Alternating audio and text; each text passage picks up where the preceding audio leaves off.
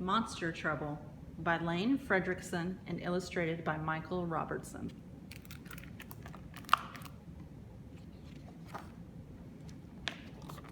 Oh, look at all those monsters. Winifred Schnitzel was never afraid, not of monsters or ghouls or the noises they made. She loved scary movies and werewolves and thunder and peg-legged pirates who buried their plunder. Still, Winifred's bedtime was hardly spook-free. The neighborhood monsters would not let her be. Each night they'd show up and attempt to be scary. Some would growl, some would belch, some were slimy, some were hairy. But all of their monsterly mayhem was moot because Winifred Schnitzel thought monsters were cute.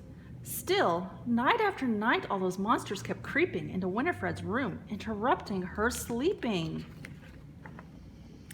Too tired from math, too exhausted for fun, she finally decided those monsters are done. She ordered a book titled Monsters Beware and constructed the sticky string small monster snare.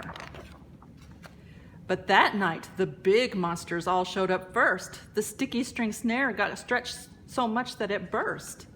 There were monsters on bedposts and stuck to the wall. They made slingshots from string. They were having a ball. Winifred sighed. They were louder than ever. She knew that she needed to try something clever. So she brought in some stinky old Limburger cheese. The label said caution makes big monsters sneeze. The monsters just called up the Goblin Street Deli. They ordered in bagels and fish eyeball jelly. Yuck. Winifred barely got through the next day. She dozed off in art class and snoozed through ballet. She decided, that's it, I've got to get tough. She was tired of monsters. Enough was enough. So she built every spook trap in Monsters Beware, and one of her own called the Prickly Bum Chair. Ooh, look at those sharp, sharp points. Poor Winifred yawned. She was so very sleepy. She was starting to look a bit spookishly creepy. When the monsters showed up with their howling and roaring, Winifred Schnitzel was already snoring. She was dreaming of puppies when a monster went hiss. She reached out and gave it a big, sleepy kiss. The monster yelled, yuck, and all the others were heaving. One gagged. A big monster shouted, I'm leaving. Winifred knew that despite their uniqueness, she discovered that monsters have one silly weakness.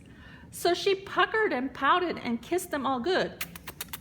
Those monsters screamed, running as fast as they could.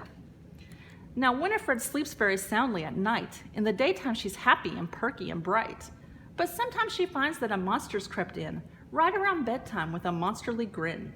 She ignores all the growling and roaring and hissing, since the one thing that all monsters hate most is kissing. The end.